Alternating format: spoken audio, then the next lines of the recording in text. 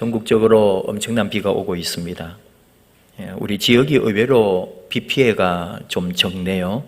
감사하고 또 그러면서도 이거는 전국 상황이지 우리 지역만 비가 좀 피해가 없다고 좋아할 일은 아니죠. 물폭탄이라는 말을 사용하고 있는데 우리 전국에 많은 어려움들이 있습니다. 기억을 해야 되고 기도해야 되고 또 우리 마음을 모아야 할 때입니다. 5호 태풍 장미가 발생을 했어요. 그리고 내일 우리나라에 영향을 미칠 거라고 합니다. 지금 이럴 때 우리는 서로를 위하고 최선을 다해서 각자의 자리를 지키는 것이 그리스도인의 본분일 것입니다. 지난 주간에 또 작은 이슈가 하나 있었어요.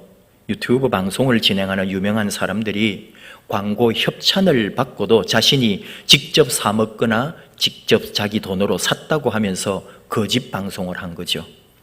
자기 돈 주고 자기가 사는 것을 이번에 배웠어요. 내 돈 내 산이라고 하더라고요. 수백만 원, 수천만 원씩을 받고 그 제품이나 음식을 대놓고 광고하는 거였어요. 우리는 그냥 먹방인 줄 알고 보았고, 또는 어떤 뷰티나 이런 쪽의 사람들은 아주 좋은 화장품, 좋은 피부 관리하는 이런 거 이렇게 해가지고 그냥 자기가 사서 자기가 관리해가지고 내 피부가 이렇게 좋아졌어요, 이렇게 맛있는 거 있어요 하는 줄 알았는데 알고 보니까 그게 뒤에서 광고비를 수천만 원씩 받고 장사를 하고 있는 거예요. 그러니까 많은 팬들이 놀라고, 그래서 또 욕을 하고, 또 같은 유튜버들끼리 서로 폭로를 하고, 이런 일들이 지금 일어나고 있는 거죠. 다 알고 보면은 돈이에요. 돈. 그쪽에 관심 없는 사람, 유튜브를 잘 보시지 않는 분들이야 또 무슨 얘기인가 하시겠지만, 그 사람들에게는 인생이 걸린 그런 일입니다. 참 현실이라는 게 중요한 것 같아요. 아무리 우리가 아름답고 고상한 진리나 그런 것들을 가지고 있다 해도 현실적인 것, 실제적인 문제에 부딪히면은 우리 얘기가 달라지는 게 많거든요. 지금 나의 상황, 나의 형편이 중요하다, 그런 말입니다. 홍수에 남의 집이 떠내려가도 당장 내 손가락에 박힌 지금 이 가시가 더 중요한 거 아니에요? 그게 우리 현실이라는 거죠. 현실이라는 게 그렇게 무섭습니다. 그러니까 돈이라고 하는 것에 매이게 되니까 정말 뭐가 보이는 것도 없는 거죠. 오직 그 돈벌이에 내 모든 걸 쏟아 부어버리는 현실, 아픔입니다. 우리 교회도 예외는 아니죠. 지금 교회들이 아주 힘든 지경입니다. 근데 누구나 지금 내 교회, 우리 교회가 더 급하다는 거죠. 그게 현실입니다. 나도 허걱대고 있는데 다른 교회에 신경 쓸 겨를이 어디 있느냐, 이게 우리 교회의 현실이거든요. 근데 진짜 현실을 또 볼 수 있는 눈을 가진 사람이 그리스도인입니다. 더 깊은 현실이 있어요. 홍수가 나고 사고가 나고 사람이 다치고 죽고 이런 와중에 경찰관과 소방공무원들은 그 위험한 곳에 뛰어듭니다. 이게 진짜 현실이에요. 우리는 그걸 놓치고 있는 거죠. 나 밖에 모르기 때문에. 나는 살았다, 나만 살고 보자, 이게 현실이 아니라 이 사건 사고들, 이 아픔에 마음을 같이 하고 기도하고 후원하고 섬기고 그리고 함께 동참하는 이것이 진정한 현실이라는 사실을 우리가 기억해야 한다, 이 말입니다. 그저께 우리 교회, 우리 안양에 새순교회라는 합동적 교회가 있는데 여기 이제 목사님과 좀 친분이 있어요. 송정미 찬양사역자와 박요한 목사님이라고, 이분도 찬양사역자입니다. 주가 보이신 생명의 길 하는 그 찬양을 만드신 아주 유명한 찬양사역자, 그러니까 송정미 사모님하고 이 박요한 목사님이 다녀가셨어요. 송정미 사모님이 지금 올해 우리 한국 찬양 이 사역자 어떤 협회의 회장님이더라고요. 송정미 사모님 같은 경우는 우리 아는 것처럼 찬양 이 사역계의 거물입니다. 그리고 믿지 않는 사람들이나 방송에서도 너무나 유명하고 출연도 많이 한 그런 위대한 우리 한국이 낳은 세계적 찬양 사역자죠. 스케줄이 몇 개월 이상 잡혀 있고 우리 교회 같은 경우는 그분의 그 사례비나 스케줄에 따라갈 수가 없기 때문에 모시지도 못해요. 근데 이분이 이 안양까지 행차를 하시다니 웬일이에요? 그 코로나19로 인해 교회 행사가 하나도 없기 때문이랍니다. 찬양 사역자들은 어느 누구나 다 어느 교회에 속해 있는 경우도 간혹 있겠지만 대체로 교회는 다녀도 내 교회는 있어도 그 교회에 속한 교역자, 목회자가 아닙니다. 그냥 그 교회에 찬양 사역을 하거나 평신도로 있죠. 뭐 목사님들이야 그 교회에서 또 부목사님이나 또는 담임을 하시는 목사님들도 있지만은, 근데 이분들은 다 어느 교회가 불러주면 가서 노래하고 사례받고 그렇게 살아온 사람들이거든요. 지금 그런 종류의 강사라든지 찬양 사역자는 다 업계가 다 비슷해요. 요즘 일이 없으니까 수입이 하나도 없는 거죠. 찬양계 나름대로 그렇게 유명한 박요한 목사님도 지금 택배를 하고 있습니다. 쿠팡에서.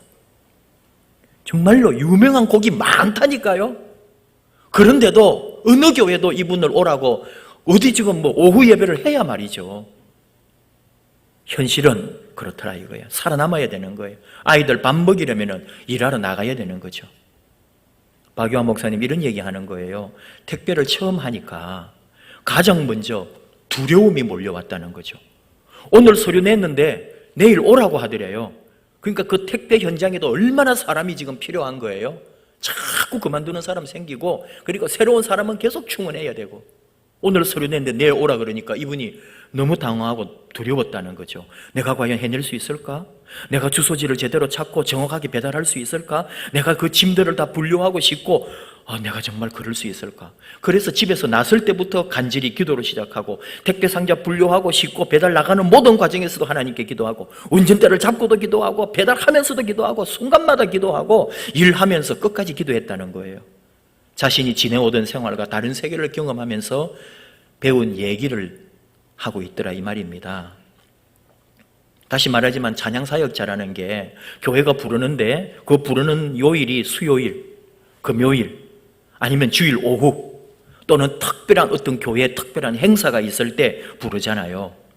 가보면은 모든 게 세팅이 돼 있어요. 찬양 사역자 왔을 때 우리도 마찬가지거든요. 마이크나 앰프나 다 그분이 노래하는데 부족함이 없도록 우리 나름대로는 준비를 철저히 해놓는 거 아니에요. 그럼 찬양 사역자는 딱 와가지고 자기 거 한번 가지고 맞춰보고는 멋지게 조명 받으면서 박수 받으면서 또 찬양으로 은혜를 끼치고, 행사 마치면은 목사님 방에 가서 차 한 잔 딱 나누고 아주 품위 있게 그렇게 보내다가 가면 된단 말이에요.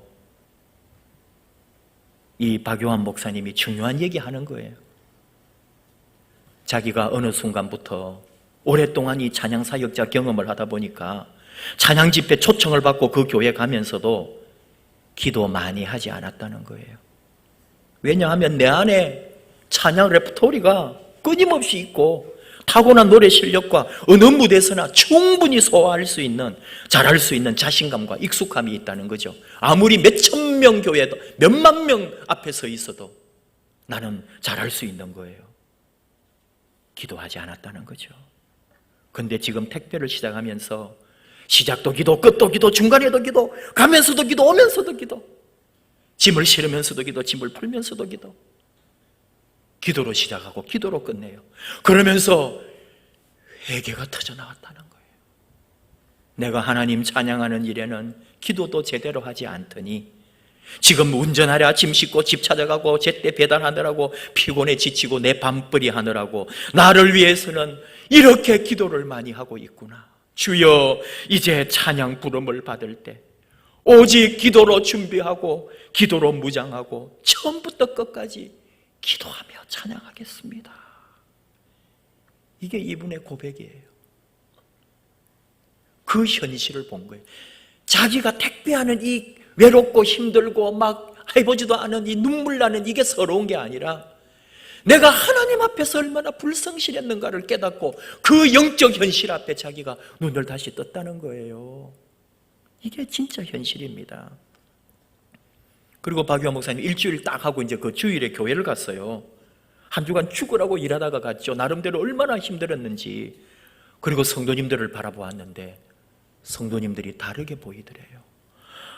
지금까지는 그렇게 본 적이 없었답니다. 그렇게 보이지도 않았대요. 근데 지금 보였대요. 뭐가요? 이분들이 일주일 동안 피땀 흘리고 수고하고 애쓰고 치열하게 처절하게 살다가 주일이라고 여기 왔구나. 얼마나 수고로운 삶을 살다가 여기 왔을까? 성도님들을 바라보는데 그 성도님들이 하루하루 월요일부터 살아온 시간들이 그냥 눈에 보이는 듯하고 지금까지 자기가 살아온 모습이 너무 부끄럽고 하나님 앞에서 죄송스러워서 성도님들을 보는데 울컥하면서 저분들이 저렇게 지치고 힘든 몸으로 오늘 이 주일에 왔구나. 성도님들이 다시 보이더라는 거예요. 그 현실을 봤다 이거예요. 진짜 영적 현실을 본 거죠. 더 고맙고 귀한 일은 이 새순교회가 이제 매주일마다 찬양 사역자를 한 명씩 초청하겠대요. 주일 예배 어차피 지금 찬양대를 다 못하잖아요. 그러니까 그 시간에 찬양 사역자를 한 분 모셔서 앞에서 찬양하게 하면은 이거 다 거리 유지도 되고, 더 중요한 건 뭐예요? 먹고 살 길이 없는 찬양 사역자들, 얼마 아니지만 그래도 이 강단에 무대에 설 수 있게 해드리고 교회가 정한 조금의 사례라도 해드리면서 그분에게 힘을 주고 소망을 주려고. 그 송정미 회장님하고 같이 의논해서 송정미 회장님이 이제 찬양 사역자들을 다 이렇게 해서 새순교회로 매주일 보내주기로. 너무 귀하다. 이 당회와 장로님들이 다 그걸 기뻐하고 동참했다는 거죠. 목사님이 교회 공식적으로 성도님들에게도 말했다는 거예요. 정말로 이렇게 공식적으로 교회에서 주는 사례 외에도 성도님들 가운데 후원이나 나누고 싶은 분이 있으면은 이 찬양 사역자 매주일 오셨다 갈 때에 그렇게 조금이라도 성교비를 후원해 주면 좋겠다고. 성도님들이 기쁘게 그걸 받았다는 거예요. 물론 두 가지가 나올 수 있겠죠.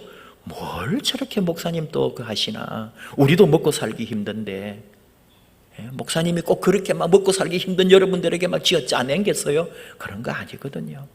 내 형편이 되고 감동이 오는 경우에. 저는 간혹 여러분에게 우리 선교사님들 오실 때 자녀들을 데리고 올 때가 있잖아요. 근데 그 이제 세월이 10여 년 우리 교회 온 지 그 선교사님들도 다 나이가 들어가, 애들이 이제 다 20대가 되고요. 다 이제 커버렸어요. 결혼한 애도 있고요. 그러니까 이제는 용돈 줄 일이 없네요. 선교사님들이 좀 바뀌면 모르겠거니와. 근데요, 제가 늘 말했잖아요. 그 초등학교 다니고 또는 중학교 다니고 이럴 때 간혹 한 두 집 정도만 그랬어요. 두 선교사님 정도만 아이들을 데려올 때 있는데, 여러분들에게 제가 부탁을 했더니 여러분이 10,000원이고 5,000원이고 어떤 분은 더 이렇게 막 아이들 손에 쥐어주고 아이들 주머니에다가 막 넣어주고 용돈을.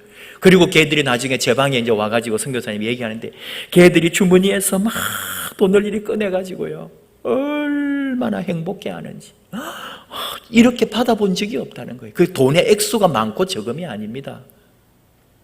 누가 선교하는데 선교지에서 더 다 달라는 사람밖에 없는데 살다가 이렇게 한국이라고 아빠 따라 고국에 왔더니 성도님들이 막 용돈이라고 막 주머니에 손에 쥐어주고 이만큼 돈을 막 이렇게, 그리고는 막 그걸 막 이제 돈을 이렇게 정리를 하면서 막 너무 행복해하고. 저는 그걸 봤거든요. 참 힘을 얻는 거예요. 그걸 또 물끄러미 행복하게 바라보는 선교사님 부부. 야, 저게 뭐예요 이게? 가난하고 힘든 중에도 하나님의 위로를 받고 성도님들의 그 손길. 저는 새순교회가 이제 그런 은혜가 넘치리라고 저는 믿습니다. 여러분, 이게 현실이라고요. 이게 진짜 현실이라고요. 오늘 예수님께서 보리떡 5개와 생선 2마리로 5,000명이 넘는 사람들을 먹여서 배부르게 이제 기적을 체험했고, 그 이튿날 오늘 말씀은 그 다음 날이 된 거예요. 그 사람들이 예수님 말씀을 들으려고 또 찾아왔어요. 근데 예수님이 계시질 않네요. 어제 내가 경험했단 말이에요. 예수님 통해서 그냥 배부르게 먹고 얼마나 놀라운 체험도 하고, 오늘도 예수님 그렇게 또 우리를 먹여주실 거고 그의 말씀을 듣고 그렇게 나와왔는데, 아예 오늘은 좀 하루 종일 있으려고 자리까지 깔려고 다 챙겨왔는데 예수님도 보이지 않고 사람들도 없고, 그리고는 막 예수님을 찾아간 거죠. 배가 고프고 지금 막 빨리 예수님 나타나가지고 막 뭘 만들어내야 되는데 어느 분이 재밌게 표현했더라고요. 예수님은 공짜 식권이었다고요. 근데 예수님 보이지 않네요. 배가 고파 죽겠는데 오늘 무료 식당 문을 닫아버리고 주인장은 보이지도 않아요. 그래가지고 찾아갔다는 거예요. 막 어딨냐고 해가지고 가브나움이라는 곳으로 막 예수님을 찾아서 갔어요. 그리고는 아니 예수님 왜 여기 계십니까? 자, 여러분 이게 뭘까요? 예수님께서 뭐라고 말씀하십니까? 너희들이 나를 찾아온 것은 표적을 본 까닭이 아니요 26절 말씀이에요. 떡을 먹고 배부른 까닭이로다. 배부르고 내 이 육신의 만족이 오니까 나를 찾아온 거지, 그 진짜 표적이라고 하는 말 속에 의미가 있다 그랬죠. 왜 예수님이 그 일을 행하셨는지, 그분이 오병이어로 5,000명을 더 먹이고 남기는 일을 왜 이루셨는지 그 표적에 담긴 의미를 모르고 당장 내 배부르고 좋은 이거 찾아 예수님 찾아온다 이 말이에요. 오늘 우리에게 적용을 하면 뭘까요? 예수 믿는 참된 가치와 목적과 내 인생의 의미가 아니에요. 예수 믿고 잘 되고 싶은 것, 예수 믿고 복 받는다는 이것, 예수 믿고 뭔가 내 삶이 새롭게 더 잘 되려고 하는 그 소망으로 예수님을 쫓아온다는 거죠. 이런 게 어려운 이야기예요. 여러분 어떻습니까? 우리는 그런 간증을 참 많이 했어요. 목사님, 집이 안 팔려서 죽겠어요. 기도해 주세요. 막 여기저기 막 중보기도를 부탁을 하고 집이 팔렸어요. 비싸게 팔려서 더 생각보다. 하나님 감사합니다. 목사님 기도가 이루어졌어요. 이런 게 좋은 거예요. 우리는 그게 나쁘다 좋다 이런 말 하는 거 아닙니다. 근데 그게 원래 신앙의 본질이 아닌데 어느 순간부터 우리는 그 신앙의 본질을 그런 것에서 만족하고 누리고 찾으려고 하는 거예요. 바로 이 오병이어의 기적을 또 보고 싶어서 온 사람들처럼 먹고 배부른 거, 이 육신에 좋은 거, 막 공부 잘하고 좋은 대학 가고 좋은 데 취직하고 시집장가 잘 가고 막 이런 거, 목사님 하나님이 함께 하셨어요, 이렇게 됐어요 저렇게 됐어요, 이런 것 너무 좋아하는 거예요. 근데 좋아하다 어떻게 돼버렸냐? 그것만 찾는 거예요. 그래서 안 되면 어떻게 되는 거예요? 낙심을 해버리고 포기를 해버리고 여기가 아닌갑네 저긴갑네 하고 헤매는 거예요. 이제 다른 데를 찾아 나서는 거죠. 오늘 예수님 이 6장의 저 끝까지 봐야 되는, 오늘 6장 말씀 끝까지 봐야 오늘 이 결론이 나오는 거예요. 이제 사람들 갔어요. 밥 안 준다니까 가버렸다니까요. 그러니까 66절이에요. 읽진 않았습니다. 여러분 한번 펴보세요. 66절. 그때부터 그의 제자 중에서 많은 사람이 떠나가고 다시 그와 함께 다니지 아니하더라.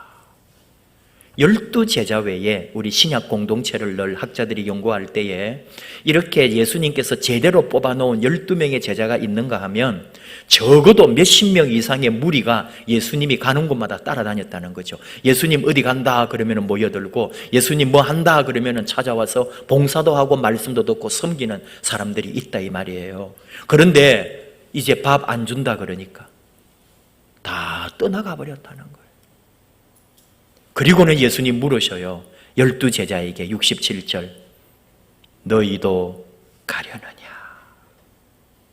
이 질문이거든요. 오늘 우리에게 주신 질문이에요. 오늘 주님이 우리에게 질문하시는 거예요. 뭘요? 너희들 교회 다니고 예수 믿느라고 세상도 또 좋은 거 다 잃어버리고, 너 집값 더 떨어지고 네 삶 더 힘들어지고 너 어려움 더 겹쳤는데도 너 그대로 남아있겠니? 아니면 떠나가겠니? 너도 가려느냐? 산에 진미 놓여있는 더 좋은 데 찾아서 가겠느냐? 아니면은 아무것도 없다 하고 예수님 자신이 내가 생명의 밥이다, 내 곁에 있으라 할 때 남아 있을 수 있느냐고요. 예수님만으로 만족할 수 있느냐고 물으시는 거예요. 조나단 에드워드라고 하면 얼마나 유명합니까? 우리 여러분들도 책이나 들은 소리도 있겠지만 우리 목회자들은 또 그분들 책이나 이런 것에 대해서 워낙 많이 들어가지고요. 정말 미국 초창기 그 청교도 사상과 신앙의 완전 절대적인 그런 위대한 미국 사회를 뒤흔든, 그게 기독교뿐만 아니라 온 사회 문화와 정치까지도 흔들 수 있는 능력의 소유자가 조나단 에드워드 목사님이셨어요. 근데 24년 동안 목회한 교회에서 쫓겨났다니까요. 왠지 알아요? 옳은 소리 하다가, 참 복음 전하다가 어느 정도로 이분이 생각했냐면은 교회를 다 와 있지만 여기에는 정말 참으로 하나님 제대로 믿고 구원받은 사람이 있는가 하면은 그냥 가짜로 교회 다니는 사람도 있다고 그는 생각하고 늘 성도님들에게 참된 복음을 전했던 거예요. 그리고 심지어는 성찬식 참여할 수 있는 성도와 참여할 수 없는 성도를 구분했어요. 그러니 성도님 입장에는 얼마나 마음이 상하고 기분 나쁘고 이 교회가 뭐 이러냐고 똑같거든요. 미국 교회나 우리나 마음은. 아니 나도 수십 년 교회 다니고 예수 믿고 같이 공동체인데 어느 날부터 목사님이 탁탁 이렇게 당신은 아직 멀었어요, 성찬 받을 자격 안 돼, 그렇게 구분하고 심지어 교회에 힘을 쓰고 능력 있고 많이 섬기던 자녀에게도 막 질책하는 설교도 했고요. 그러니까 성도님들이 다 싫어해가지고 나중에 한 서너 명만 찬성하고 모두가 다 반대해가지고 목사님이 쫓겨났잖아요. 농담으로 우리 신학이나 목사님들끼리 하는 말이, 세상에 돈 문제나 또는 뭐 다른 스캔들로 쫓겨나는 목사는 있어도 참 복음 전하다가 쫓겨난 목사님은 조나단 에드워드밖에 없다고. 우리 가운데 참된 복음 전하다가 쫓겨난 목사가 어디 있냐고 그런 얘기를 하는 거예요. 어떤 분이 설명하기를 성도님들이 똘똘 뭉쳐서 그를 밀어냈다고 표현을 했어요. 왜? 기분 나쁜 소리 한다고. 뭐가 기분 나빠요? 참 복음을 말하니까, 예수 진리를 말하니까, 예수 길은 고난의 길임을, 십자가의 길은 고통의 길임을, 예수 잘 믿는 길은 아픔이 있고 핍박이 있고 어려움이 있다는 것을 진리 앞에 서고 공의롭게 하고 하나님의 순결 앞에 서려고 하면은 삶이 얼마나 고달프고 힘들어요. 예수 믿는 길은 그 길이라고 가르치는데 성도님들은 힘을 합하여 쫓아내버렸다니까요. 듣기 싫다고. 왜? 우리는 힘든데, 우리는 위로받고 싶어서 왔는데, 우리는 사랑받고 잘한다 칭찬 듣고 하나님의 은혜에 평안에 하나님 주시는 샬롬을 맛보려고 왔는데 막 목사님 왜 그런 설교하냐고 따지고, 그리고 어느 날은 같이 힘을 합해서 몰아내는 거죠. 어려운 이야기 아닙니까? 내 잃어버리는 걸 싫어하는 거예요. 내 소유, 내 자존심, 내 능력, 내 이 모든 것, 거기에다가 하나님 은혜까지도 다 받고 소유하고 싶다는 거 아닙니까? 그러니 예수님이 다 그 오병이어 기적도 끝내버리시고 자신만 보여준 거예요. 나만 남았다. 그래도 나를 따르겠느냐? 다 가버렸다 이거예요. 너희도 가려느냐? 베드로가 대답했습니다. 주여, 영생의 말씀이 주께 있사오니 우리가 누구에게로 가오리까? 68절. 베드로의 위대함이 여기 있는 거죠. 실수도 많지만 또 앞으로도 실수하겠지만, 그러나 하나님의 말씀 예수 그리스도 앞에서 제대로 주님을 발견하고 주님을 만나고 주님 외에 누가 있으리요? 했던 그 마음. 세리 마태가 있거든요. 뭐 세리에 대해서도 많이 설명하고 많은 얘기를 했어요. 정말 자기 그 자리 사람들에게 비난받지만 놓고 싶지는 않아요. 왜? 부유했기 때문에, 많은 거 소유했기 때문에. 그런데 예수님 만났어요. 예수님이 나를 따르라. 모든 것을 버려두고 예수를 쫓으니라. 이게 마태예요. 그는 그대로 남았다면 이스라엘 역사에 영원히 매국노, 세리, 로마의 앞잡이라고 기록에 남았을 거예요. 그러나 어느 누구도 마태를 매국노라고 로마의 앞잡이라고 말하지 아니하고 예수 그리스도의 제자로 기억하는 거예요. 모든 것을 버려두고 예수만을 쫓을 때 그의 영원한 삶이, 영생의 삶이 보장되는 거죠. 우리에게도 오늘 물어보는 거예요. 너희도 가려느냐? 예수님은 오늘 다 내보냈어요. 12명만 남긴 거예요. 그 무수한 수천 명의 사람이 아니라 12명의 제자만 남기시고 그들과 함께 그 주의 길을 걸어가시는 거죠. 왜? 예수 믿는 것은 숫자가 아니고 네가 얼마나 참으로 헌신하느냐, 너의 인생을 예수님에게 참으로 걸었느냐. 예수님은 그걸 보시는 거지. 적용이 힘든 거예요. 목사님, 그럼 뭐 집 팔아라고요? 재산 다 내놓으라고요? 그런 거 아니잖아요. 예수님만 남았을 때라고 하는 거는 내 삶의 길을 바꾸는 거예요. 목표한 거 있잖아요, 여러분. 지금 여러분 제일 중요한 거 뭐 있잖아요. 그것밖에 모르잖아요. 예수님은 그 곁에 도와주는 일이지, 하나님은 그 일을 이루는데 도와줄 도움이지. 바꾸라는 거죠. 하나님의 영광을 위하여 내가 이 일을 하려는 거지, 하나님을 위하여 내가 이 소망을 이루려는 거지, 이 소망 이루려고 하나님 이용하지 말라 이 말이에요. 신앙을, 교회를 이용하지 말라는 거죠. 다 떼내고 버릴 것도 버리고 더 많이 내려놓고 오직 예수님 뿐입니다. 예수님이 최우선입니다. 예수님만 남아도 좋습니다. 예수님만으로 만족합니다. 오직 예수님 뿐입니다. 이 신앙을 회복하라고 함께 찬양합시다. 오직 예수뿐이네.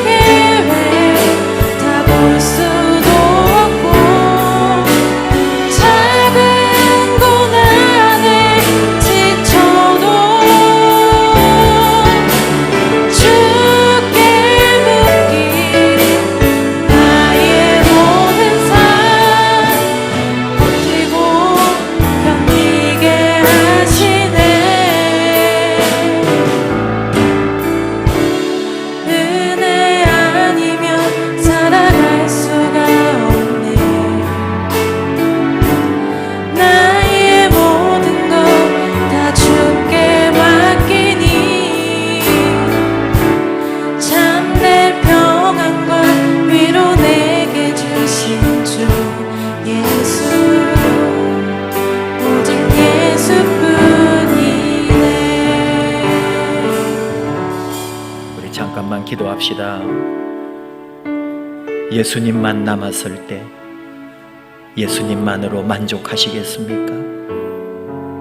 아니면 또 다른 어떤 그 예수를 쫓아서 내 배를 채우려고 따라가겠습니까? 오늘 주님은 우리에게 너희도 가려느냐 물으십니다. 오직 예수님만이 영생의 말씀, 내 인생의 모든 것 예수님 여기 계신데 내가 어디로 가겠습니까? 나의 참된 헌신, 나의 참된 순종을 요구하십니다. 이 어려운 시기에 다시 한번 나의 신앙의 회복, 예수님만을 사모하고 예수님만을 바라보고 오직 예수님뿐이라고 고백하면서 내 모든 남은 삶 우리 예수님을 위하여 드립니다. 고백하며 우리 함께 주여 부르고 기도합시다. 주여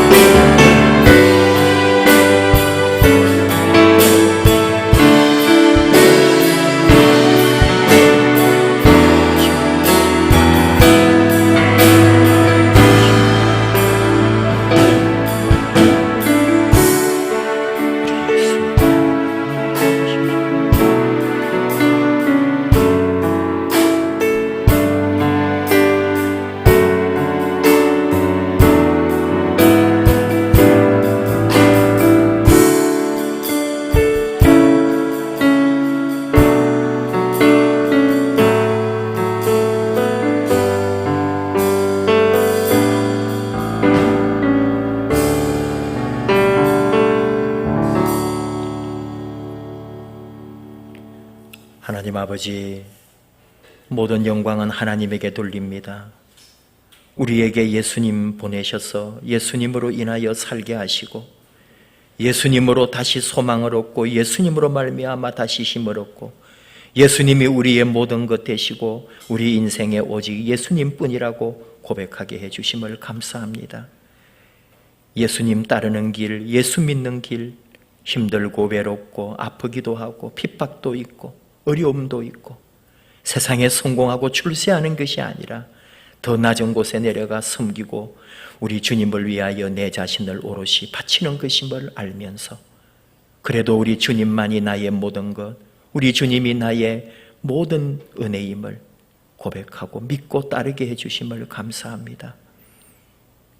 주님 교회에 별 볼 일이 없어 보여도 이 교회가 가진 것이 없어도 이 교회에 온다고 해서 내게 무슨 큰 이익이 있는 것이 아니라 해도 우리 예수님 때문에 주님의 교회를 사랑하고 예수님 때문에 형제자매를 사랑하고 예수님 때문에 힘들고 어려운 이웃을 돌아보는 저희들 되기를 원합니다. 평생에 오직 예수님뿐이라고 내 삶의 모든 것 되시는 예수님만이 내 인생의 주인이라고 고백하면서 우리 남아있는 삶, 내 인생길 모든 것 주님에게 맡기고 오직 우리 예수님과 함께 남은 인생 걸어가게 하여 주시옵소서. 예수님의 이름으로 기도하옵나이다. 아멘.